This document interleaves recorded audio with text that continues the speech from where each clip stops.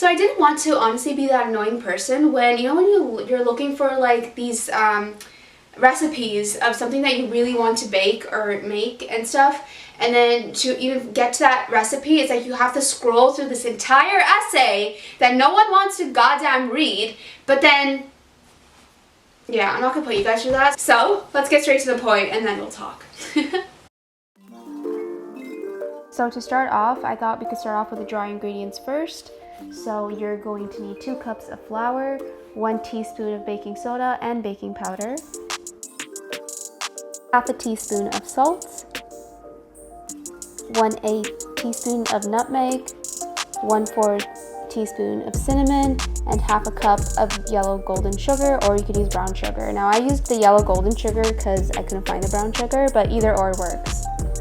And then you're going to need 4 ripe bananas. The more ripe the banana, the better, because your banana bread will be a bit more sweet. And then you're just going to break it apart into small pieces to make the mixing a lot more easier.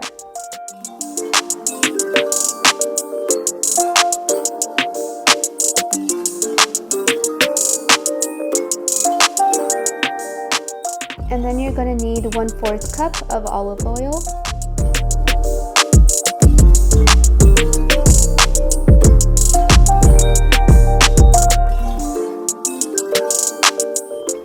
And then you're going to need half a cup plus 4 tablespoons of milk. The milk I'm using is actually oat milk. I've tried almond milk as well, but I feel like oat milk works the best because it makes your banana bread a little more fluffy, and then as a vegan, I've only been using plant-based milks, but oat milk is my go-to. And then you're going to need 1 teaspoon of maple syrup. Another alternative could be 1 teaspoon of vanilla extract, but I just feel like the maple syrup just makes banana bread taste even more sweet, and I just like it better.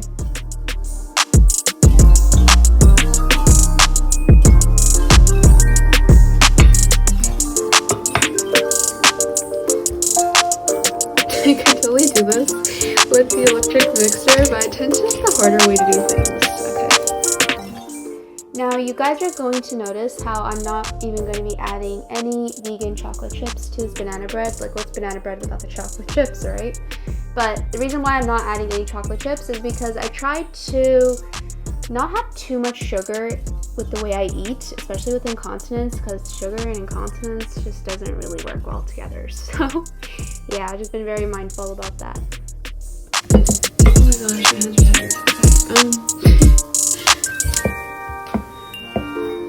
I decided to use this because I thought it would be really cute when I could like put them in my little packaging, but I'll show you guys when I'm done. This I got from, I got this from Michael's. We're going to take this parchment paper and put it inside of each of the little compartments. So you're going to want to fill up each of the small trays into 3/4, if that makes sense. And if you're doing the larger loaf trays, the same thing applies. Just only fill it up 3/4 of the way, because when the banana bread poofs, you're going to want to give it some space. But yeah.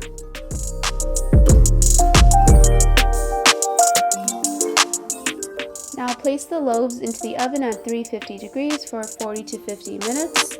The 40 to 50 minutes is around the total time it takes to be in the oven for. You're going to want to preheat your oven beforehand and check halfway through the process to make sure your banana bread is doing fine. But yeah.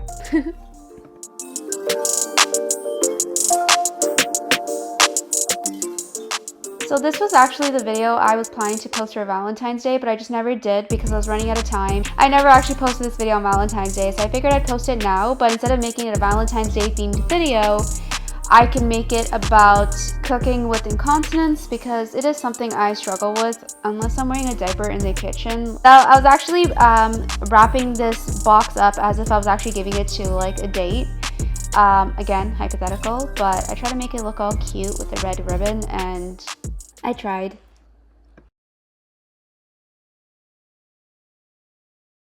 Again, okay, so I showed you guys how to make the banana bread, right? And I know some of you guys might be wondering, Pre, why did you just randomly make banana bread?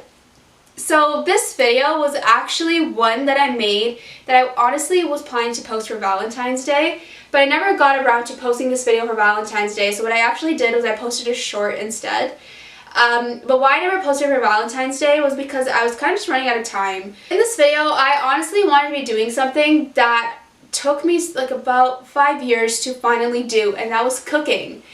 And I was like, what better way than to title this video Cooking with Incontinence, specifically because incontinence always comes at the most inappropriate times, especially when you're cooking. It's like in the middle of like cutting like onions or something, it's like you have to take a shit. And it's like, no, Pri, not right now. We can't go to the bathroom right now, wash your hands, and wash your hands again, and then go back again because you need to take a shit again because you have incontinence. And it's like, it just happens a lot of the times. And then it's like, oh man. I have struggled quite a bit with that, especially prior to wearing diapers, where it was like, cooking with incontinence was really hard because it's like, when you have incontinence, you always have to go to the bathroom if you're not wearing protection, right?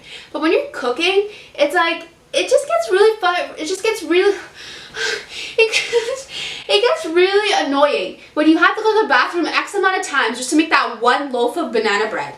And it's like, it's just really annoying because that's just the one thing, right? But then it's like when you cook every single day, it happens every single time. So you might as well just put a diaper on at that point so you can cook with incontinence.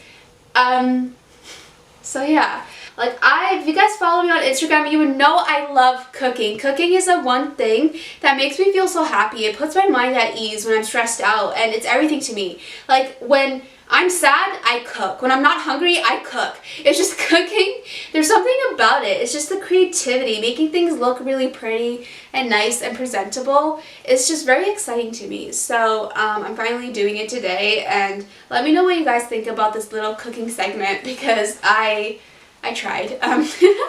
And I feel like quite a few of you guys will be able to relate to some of the things I do talk about in this little 5-minute segment. I think it's 4 minutes now. I'll stop talking. I realized that I just needed to change the way I was eating. Now, with changing the way I was eating, in 2019, the 1st of January, I went vegan. And I've been vegan since, so it's been a little over 5 years now. Staying disciplined is difficult. Especially, this is the one thing that people always talk to me about, where they're like, Pri, I'm so surprised you stayed disciplined for this many years. Being disciplined is difficult, don't get me wrong, but when you feel like your world has turned upside down with being told at 19, Pri, you have an autoimmune disease, you can't help but think, I did something wrong. I did something wrong. And going vegan was actually something I've always thought about my entire life. I just never went vegan like earlier because my family, honestly, they eat meat. They eat the things that other people eat, basically. So it's like, even talking about veganism to them, it was kind of a joke because it was like, because they're like, Pri, you live off of cheese string. What do you mean you're not gonna have cheese string anymore? And it's like, I wanted the support because I wanted to believe in myself, but I also didn't believe in myself. But then it's like people didn't help either. So it was like, I had to stay disciplined. Veganism did not take away my incontinence, and I had a feeling it wouldn't, but it has helped with it in that it's made me become very mindful about the foods that I should be eating and shouldn't, in terms of what foods work for my bladder and bowel and the foods and drinks that don't. Now what I'm thinking right now, where I'm just going to list like a few things here, where things like pop would make me pee instantly. And then another one is alcohol, because I've heard that a lot of people talking about how with drinking alcohol and stuff like that, it makes them have to pee a lot. I never really had experience with it because I don't drink, but I do like my weed. So yeah, that's some good stuff. But yeah. Just keeping an open mind to things, understanding why you kind of are triggered a little more after eating certain foods will be a huge game changer for you. While I was making the banana bread, I was wearing my Be Dry diapers as well as the silence pants, right? And when I was wearing it, making the banana bread, I peed 2 times. Under these silence pants, I'm actually wearing a Be Dry diaper. So like repping INCONTROLS today. So this is the front. So I didn't wear an outfit today to go with the silence pants. I kind of just walked around the house with the silence pants on. And other side. And then back to the front. So that's pretty much it to my video. I honestly hope you guys enjoyed it. Let me know in the comments below if you guys want to see more cooking segments with Preheat, because honestly that was fun. Like it took me a minute to, well, not even a minute, it took me 5 years. It took me 5 years to finally do a cooking segment on my YouTube channel, even though I've always loved cooking vegan. But one of the things I was struggling with was not knowing how to do a bird's eye view, and honestly, if I could show you guys what I actually did, it was a whole balancing act. So yeah, so subscribe to my channel if you haven't already, follow me on Instagram and check out my blog. I'll post the links down below, and I'll see you guys in my next video that will be up soon. So bye guys.